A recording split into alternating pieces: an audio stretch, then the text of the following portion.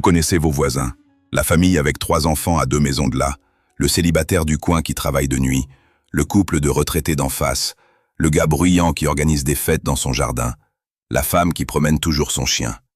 Vous les voyez, vous leur faites un signe de temps en temps, vous échangez des banalités. Ce sont juste des voisins, des gens normaux menant une vie normale. Puis la société s'effondre. Et certains de ces voisins normaux deviennent des menaces. Pas tous, ni même la majorité d'entre eux, mais certains en particulier. Des menaces prévisibles. Les voisins qui semblent être inoffensifs, voire amicaux auparavant, deviennent ceux qui vous menaceront, vous voleront, ou pire, dès les premières semaines de l'effondrement. Ce n'est pas de la paranoïa, c'est de la reconnaissance de schémas. À travers chaque effondrement historique, certains types de personnalités et situations de vie créent des comportements menaçants prévisibles. La personne qui était un voisin gérable quand la société fonctionnait devient dangereuse lorsque ses repères disparaissent. Leur dépendance se transforme en désespoir, leur frustration en violence, et leur connaissance de vos ressources devient votre vulnérabilité. 6 types de voisins spécifiques deviennent les premières menaces. 6 profils que vous pouvez identifier dès maintenant, alors que tout le monde est encore amical. 6 personnes que vous devez reconnaître et pour lesquelles vous devez vous préparer. Car lorsque l'effondrement surviendra, ce sont eux qui s'en prendront à vous.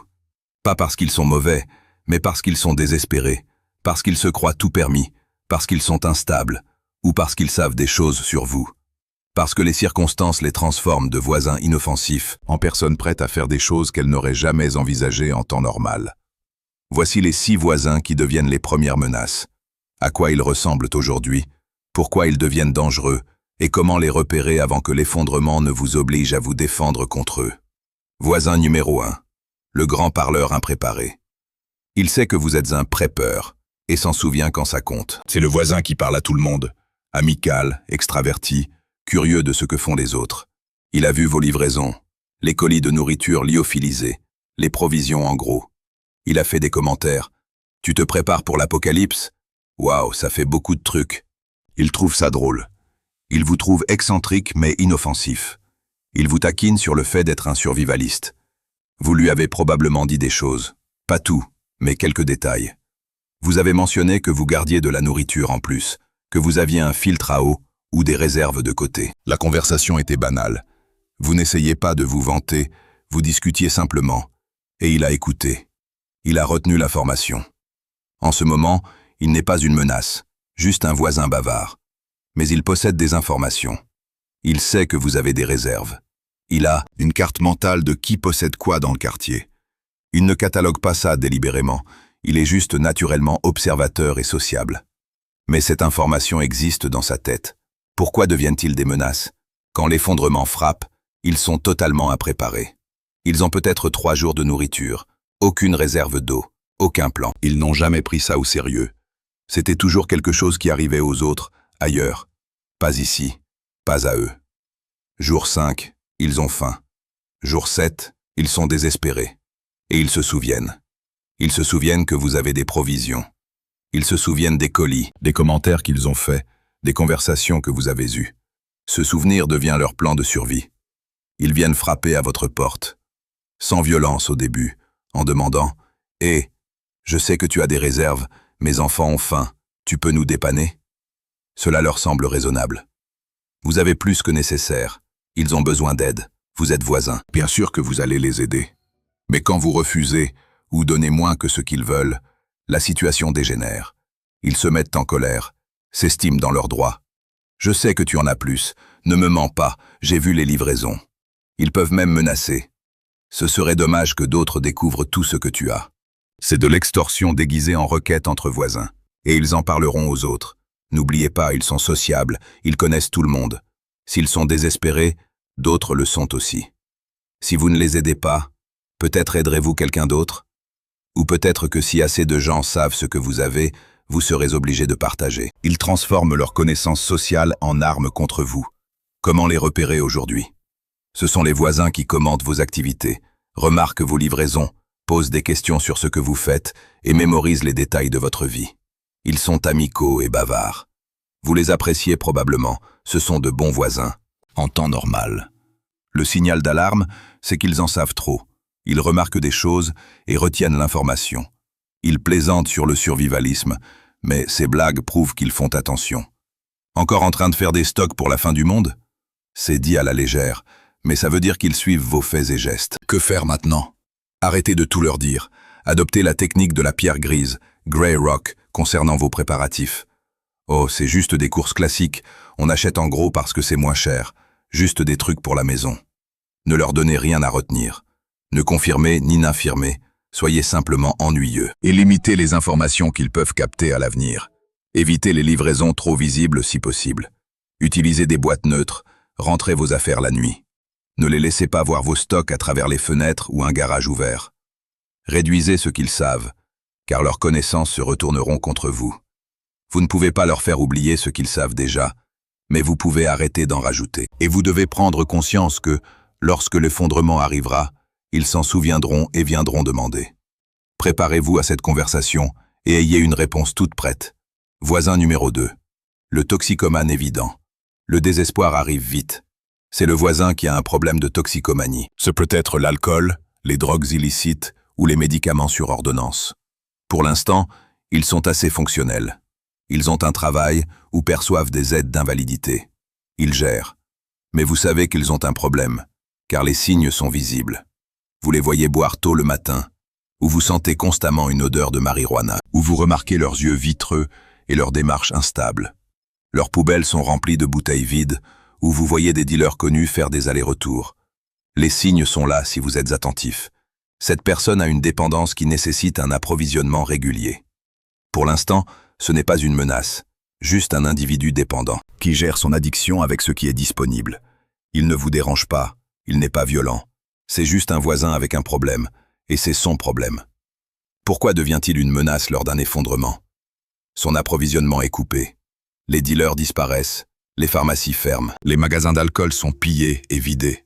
Ce dont il dépendait devient soudainement indisponible, et il entre en état de manque. Le sevrage de certaines substances est simplement misérable. Pour d'autres, il est dangereux ou mortel. Le sevrage alcoolique peut tuer. Le sevrage des benzodiazépines peut tuer. Le sevrage des opioïdes donne l'impression de mourir. Ils traversent la pire souffrance physique et psychologique de leur vie, et cela dure des jours, voire des semaines. Pendant ce sevrage, ils sont désespérés, irrationnels et potentiellement violents.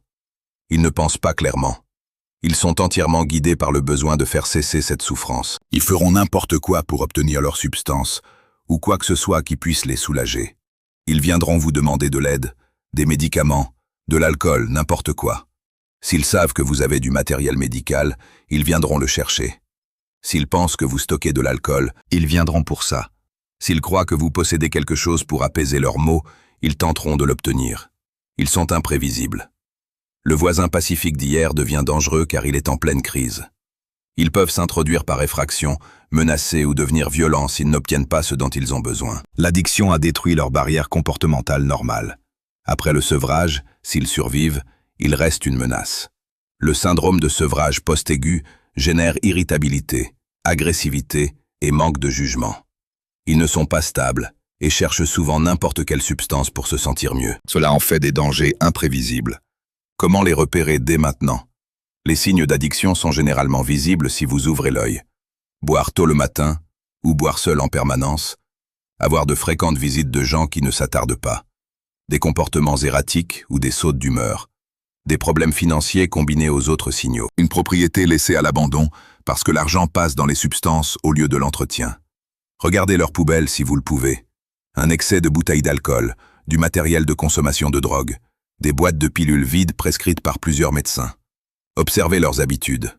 Reçoivent-ils régulièrement des visites de 5 minutes? C'est du trafic. Sont-ils à la maison toute la journée sans travailler? C'est inquiétant. Et écoutez les autres voisins. Les toxicomanes sont généralement connus dans la communauté. D'autres l'ont remarqué. D'autres ont eu des problèmes avec eux. Le réseau de commérage sait qu'il y a des problèmes d'addiction, même si ce n'est pas discuté ouvertement. Que faire maintenant?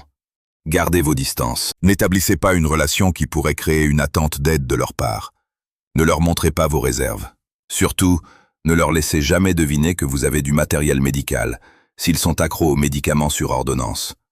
Et planifiez votre sécurité en sachant qu'ils pourraient devenir une menace, très probablement l'une des premières. Car le sevrage survient immédiatement, dans les jours suivant l'effondrement. Ils seront en crise. Votre plan de sécurité doit prendre en compte ce voisin potentiellement désespéré en plein sevrage, essayant d'accéder à vos provisions. Vous ne pouvez pas les aider, pas vraiment. Leurs problèmes dépassent ce que vous pouvez résoudre. Admettez-le maintenant pour ne pas être pris au dépourvu, lorsqu'ils viendront demander une aide que vous ne pourrez pas fournir. Voisin numéro 3. La figure d'autorité armée qui croit que la loi du plus fort est toujours la meilleure. C'est le voisin qui fait partie des forces de l'ordre, de l'armée, ou simplement un civil lourdement armé qui se donne un genre de dur à cuire. Ils ont des armes, ils parlent d'armes. Ils ont peut-être des autocollants du crâne du Punisher ou Molon Labe sur leur voiture. Ils projettent une image de force et d'autorité. C'est peut-être un vrai policier ou un vétéran, ou simplement un frimeur. Pour l'instant, ils ne sont pas une menace, car ils sont intégrés dans une structure d'autorité, ou du moins dans une société régie par des règles. S'il s'agit de vrais policiers ou de militaires, ils sont tenus par des standards professionnels. S'ils sont civils, ils sont soumis à la loi. Ils peuvent être bruyants ou agressifs, mais ils sont canalisés. Vous pourriez même bien les aimer. C'est le voisin que vous appelleriez en cas de problème. Ils sont la force de dissuasion visible contre le crime dans le quartier. C'est le gentil avec un flingue qui vous fait vous sentir plus en sécurité en temps normal. Ce sont des atouts pour la communauté. Pourquoi deviennent-ils des menaces? Quand la société s'effondre et que les structures d'autorité disparaissent, ce sont eux qui possèdent les armes, l'entraînement et la volonté d'utiliser la force. Mais sans les structures pour canaliser cette force vers des fins légitimes, ce sont juste des gens armés, avec la conviction que la raison du plus fort est la meilleure. S'ils viennent des forces de l'ordre ou de l'armée, ils sont formés à la violence et à l'autorité. Ils ont l'habitude qu'on leur obéisse, l'habitude de commander. Quand l'autorité officielle s'effondre, certains continuent à agir avec autorité. Sauf qu'à présent, elle est autoproclamée. Dans leur esprit, ils sont toujours des flics, mais sans supervision ni règles. Ils forment ou rejoignent des groupes rapidement. Ils sont des leaders naturels pour des factions armées grâce à leurs connaissances tactiques. Ces groupes peuvent débuter comme des rondes de quartier ou un service de sécurité, mais dégénèrent souvent en raquettes de protection. Nous assurons la sécurité, vous devez contribuer en fournissant des vivres. C'est de l'extorsion avec un vernis tactique. Ils savent qui possède quoi. S'ils font partie des forces de l'ordre, ils sont peut-être déjà venus chez vous officiellement. Ils ont vu l'intérieur, connaissent l'agencement, savent ce que vous avez.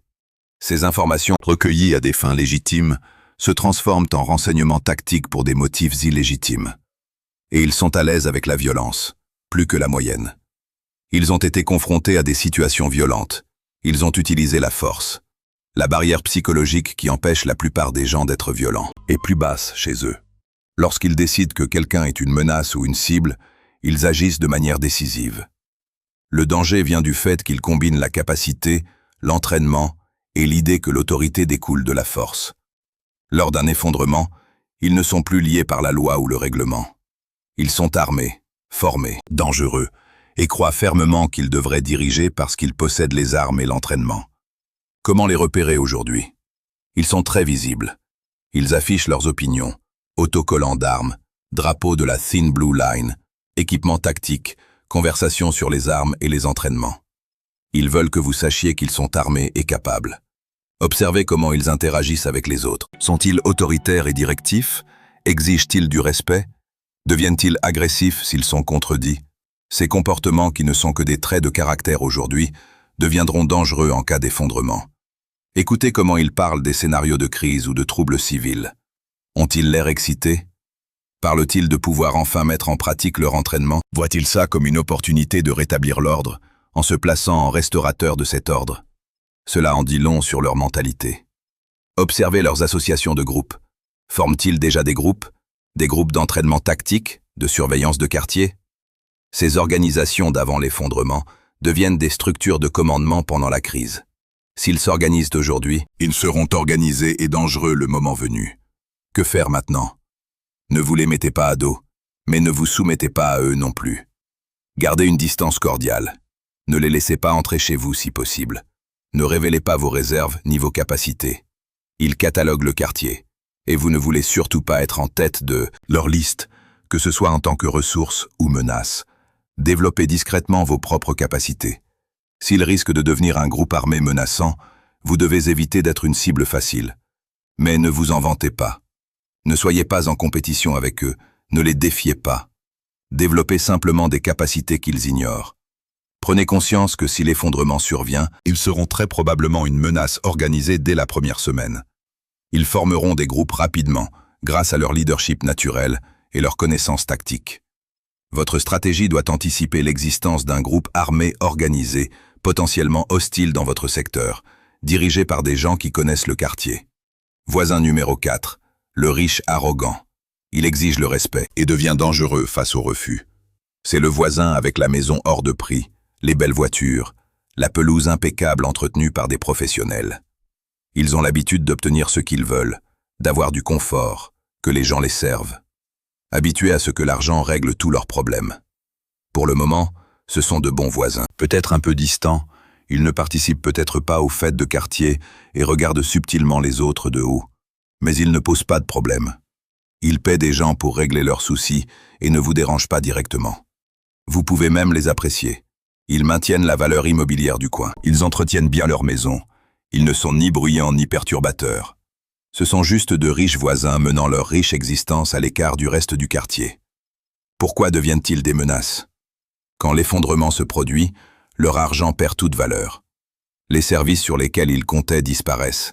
Les employés qu'ils payaient cessent de venir. Et soudain, ils font face à des tâches de survie qu'ils n'ont jamais accomplies et ne savent pas gérer. Ils ne peuvent plus entretenir leur propriété, ne savent pas cuisiner sans restaurant ni livraison, ne savent rien réparer car ils ont toujours fait appel à quelqu'un. Ils sont incapables de se défendre car ils s'en remettaient à la police et au système de sécurité. Ils sont totalement démunis, malgré leur succès dans le monde d'avant. Cela crée une dissonance cognitive massive. Ce sont des personnes importantes qui ont réussi, des gens qui comptent mais qui ne peuvent pas survivre. Ils ont besoin d'aide, mais ont l'habitude de la payer, et l'argent ne fonctionne plus. Cela brise l'image qu'ils ont d'eux-mêmes. Ils commencent par réclamer leur dû. Ils se tournent vers leurs voisins en exigeant de l'aide. Pas en demandant, en exigeant. Ils attendent de vous que vous les serviez, parce que c'est ce que les gens ont toujours fait pour eux. Avant, ils payaient avec de l'argent. Maintenant, ils vous paieront autrement. Ou ils s'attendront tout simplement à ce que vous les aidiez, parce qu'ils sont qui ils sont, et que vous n'êtes que vous. Lorsque vous refusez, ou si vous exigez trop en échange, ils se mettent en colère, s'indignent. Comment osez-vous refuser?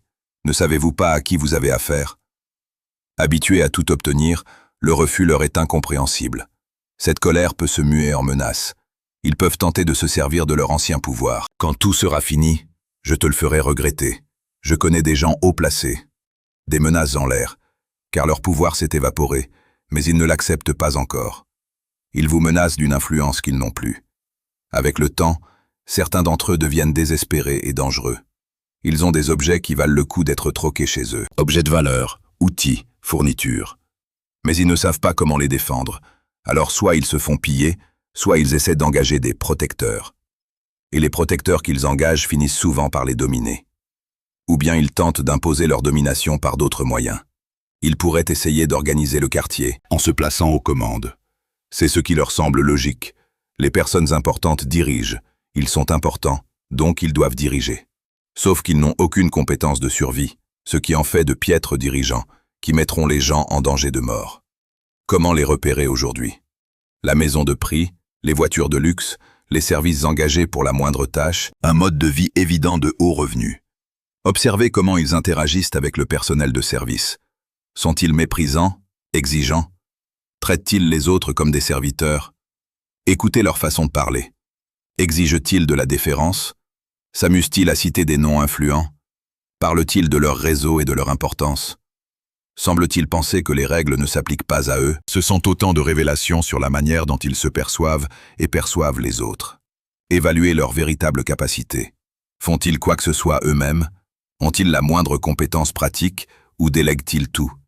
Celui qui ne sait pas faire sa vidange ni tondre sa pelouse sera impuissant face à un effondrement. Que faire maintenant? Gardez des relations cordiales mais distantes. Ne révélez pas vos capacités ou vos stocks. N'instaurez pas d'habitude ou vous les aidez pour diverses choses, car cela créera une attente qui se transformera en exigence en cas de crise. Et ne partez pas du principe qu'ils sont inoffensifs juste parce qu'ils sont riches et à l'aise. Les personnes arrogantes poussées par le désespoir sont dangereuses, car elles refusent de comprendre que les règles ont changé. Elles continueront de chercher à exercer un pouvoir révolu et à menacer de conséquences impossibles à appliquer. Certains finiront par devenir violents, en réalisant que leur importance s'est volatilisée. Soyez conscients qu'en cas d'effondrement, ils seront soit démunis et tyranniques, soit alliés avec des personnes dangereuses qui assureront leur protection en échange de leurs ressources. Dans les deux cas, gardez vos distances. Voisin numéro 5. Le commère et courtier en information qui vous vendra. C'est le voisin qui se mêle des affaires de tout le monde. Il est amical, sociable, parle à tous. Il est de chaque rassemblement, organise la fête des voisins, gère le groupe Facebook du quartier. C'est un point de contact et il sait tout sur tout le monde. Pour le moment, il est un membre précieux de la communauté. Il facilite le lien social, diffuse des infos utiles, aide les gens à se connecter, crée la cohésion. Vous l'appréciez sûrement, il est gentil et serviable. Mais il sait beaucoup de choses. Il sait qui traverse des problèmes financiers, qui est en plein divorce, qui est malade, qui est en conflit avec qui. Il détient les secrets et les histoires de tout le quartier. Sans malice au départ, juste par curiosité naturelle et réseau social très vaste. Les gens se confient à lui. Pourquoi deviennent-ils une menace? Lors d'un effondrement, l'information devient une monnaie d'échange. Ce que vous avez, où vous le cachez, qui est vulnérable dans votre famille, quelles sont vos défenses, toutes ces données ont une grande valeur pour les personnes mal intentionnées. Ce voisin possède toutes ces informations et subit les mêmes pressions de survie que vous. Il lui faut des ressources, de la protection. Il lui faut des alliés. Et la seule chose qu'il a à offrir, c'est de l'information. Il se met à vendre ces informations. Pas pour de l'argent, mais pour de la nourriture, de la protection, des faveurs, ou pour être intégré à un groupe. Je sais qui a du matériel médical, je sais qui vit seul et sans défense, je sais qui est armé. Ces informations sont troquées à des individus qui s'en servent pour cibler leurs victimes. Ce voisin ne cherche peut-être pas à nuire. Il pense peut-être partager de simples potins avec des amis. Mais les informations remontent toujours jusqu'aux pires intentions, car ce sont ceux-là qui en tirent le plus de valeur. Le gang de pilleurs veut savoir où sont les provisions. Le commère a la réponse. Le commère a besoin d'être protégé contre ce même gang. L'échange se fait. De plus, il crée des conflits. Il propage des rumeurs, rapporte les paroles des uns et des autres, et se nourrissent des drames, car cela leur donne de l'importance. En période d'effondrement, ce drame crée de véritables conflits. J'ai entendu dire qu'il disait que tu stockais plein de choses sans rien partager. Et vous voilà avec un voisin en colère, à cause d'une chose qu'on lui a répétée, qui n'est peut-être même pas vraie. Ils servent aussi de testeurs de loyauté pour les différents groupes. Si une bande dangereuse veut savoir à qui se fier, elle ira voir le commère.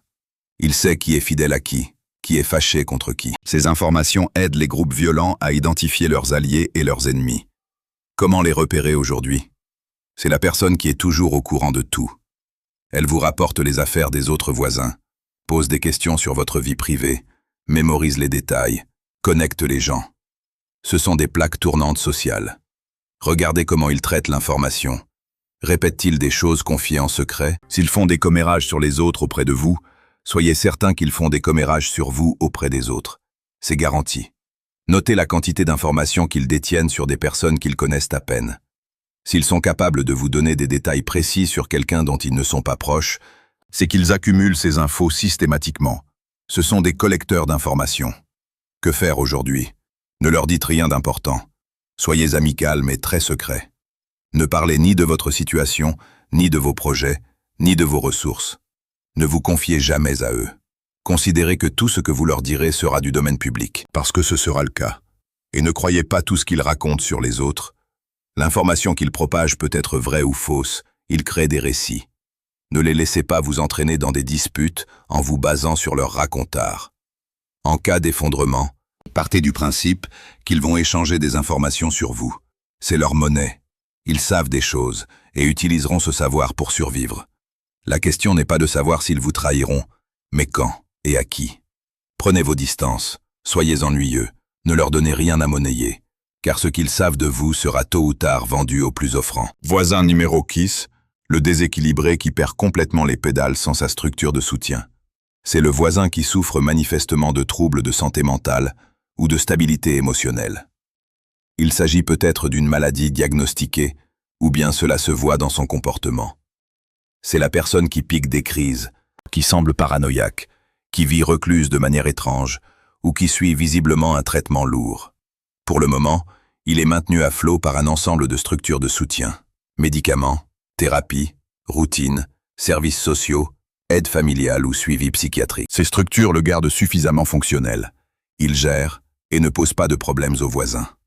Vous avez probablement de la peine pour lui. Vous voyez qu'il lutte. Vous l'aidez peut-être de temps en temps, ou vous l'évitez. Mais vous n'en avez pas peur, car ces garde-fous l'encadrent. Pourquoi deviennent-ils une menace? Quand l'effondrement survient, ces filets de sécurité disparaissent. Les médicaments s'épuisent. Les thérapeutes, les psychiatres, les hôpitaux spécialisés ferment. La routine qui rythmait ses journées vole en éclats. Son soutien familial peut disparaître, évacuation ou décès. Tout ce qui le tenait debout disparaît. Sans son traitement, la condition psychiatrique s'aggrave rapidement. La schizophrénie vire à la psychose active. Le trouble bipolaire devient une manie ou dépression extrême. L'anxiété sévère se change en crise de panique paralysante ou en agression paranoïaque. Le traitement médical bloquait ces états. Désormais, plus rien ne les empêche. Ils plongent alors dans une crise mentale absolue. Hallucinations, délire, paranoïa intense, explosion de violence, déconnexion totale de la réalité. Ils ne sont pas juste instables, ils sont totalement détachés des repères comportementaux. Cela les rend imprévisibles et dangereux. Ils peuvent s'imaginer que vous les menacez, alors que ce n'est pas le cas. Ils peuvent se persuader que vous faites partie d'un complot dirigé contre eux. Ils agissent sous l'effet de ces délires et peuvent faire preuve de violence pour des motifs irrationnels. Ils risquent de blesser quelqu'un ou de se blesser sans le vouloir. Allumer un incendie par croyance paranoïaque qu'il fallait brûler quelque chose, ou s'en prendre à un individu en pensant avoir affaire à un démon. Des actions extrêmement dangereuses, basées sur une réalité totalement déformée. Ils ne sont pas méchants, ils sont malades. Mais malade plus effondrement égale danger. Vous ne pouvez pas raisonner avec une personne en pleine psychose. Vous ne pouvez pas calmer quelqu'un en épisode maniaque sévère. Vous ne pouvez pas négocier avec quelqu'un dont la réalité diffère complètement de la vraie. Comment les repérer aujourd'hui? Les signes sont la plupart du temps visibles. Comportements erratiques, réactions émotionnelles inadaptées, monologues ou une paranoïa qui transparaît dans leurs gestes. Toutes les fenêtres fermées et calfeutrées, des idées farfelues partagées sans retenue, un isolement social dépassant largement l'introversion. Surveillez aussi leur dépendance aux médicaments. Les voyez-vous prendre des pilules souvent? Savez-vous s'ils suivent un traitement psychiatrique? S'ils sont stables uniquement grâce aux médicaments, ils perdront pied lorsque ces médicaments viendront à manquer. Écoutez les autres voisins. Ce voisin est généralement repéré. D'autres personnes ont vécu des situations inquiétantes avec lui, ont constaté le problème. L'information circule dans le voisinage, même discrètement. Que faire aujourd'hui? Maintenez une distance compatissante. Ne tissez pas de liens étroits. Ne créez pas de relations de dépendance. Ils finiront par s'effondrer. Et vous ne pourrez pas les secourir sans vous mettre vous-même ou votre famille en danger. Sécurisez votre propriété pour vous protéger d'eux en priorité.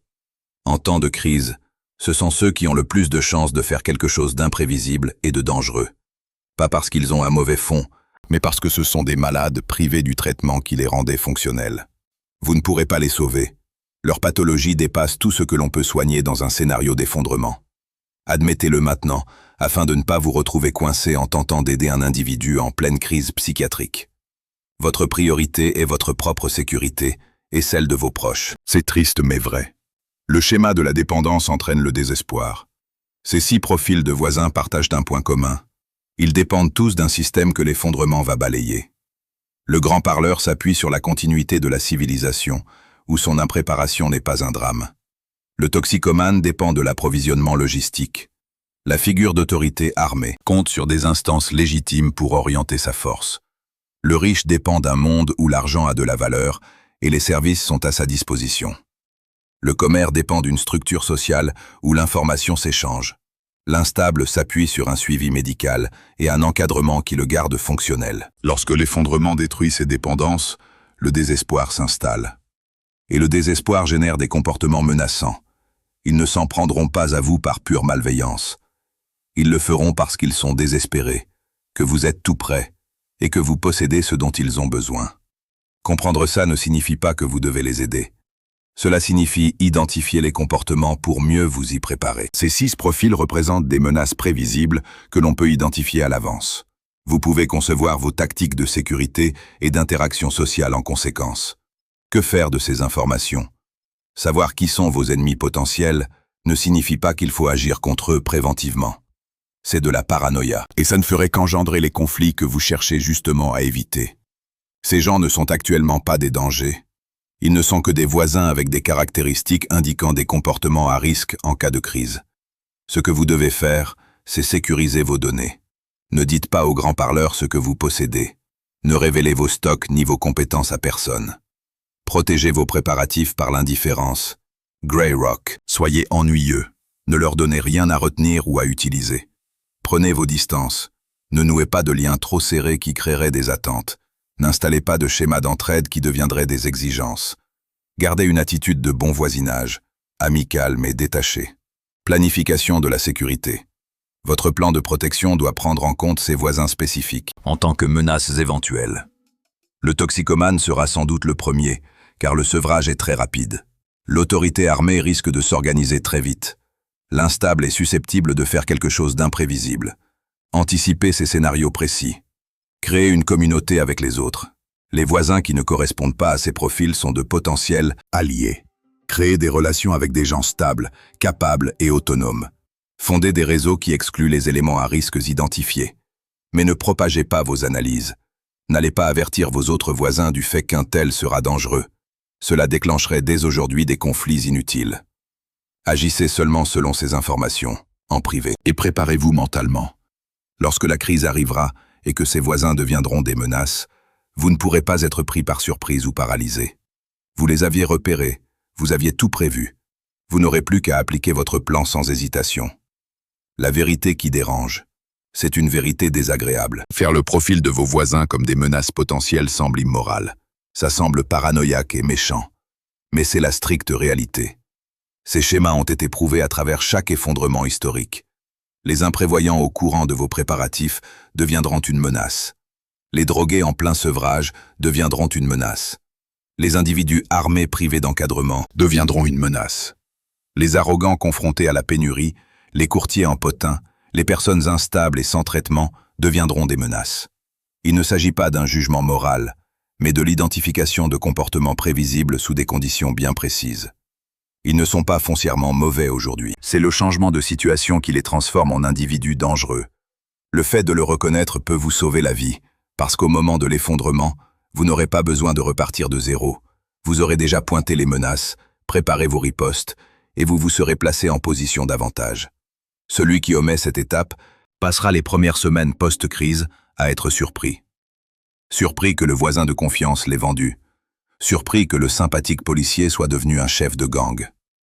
Surpris que le voisin fortuné ait cherché à exiger son aide. Chaque surprise deviendra une crise qu'il devra affronter sans y être préparé.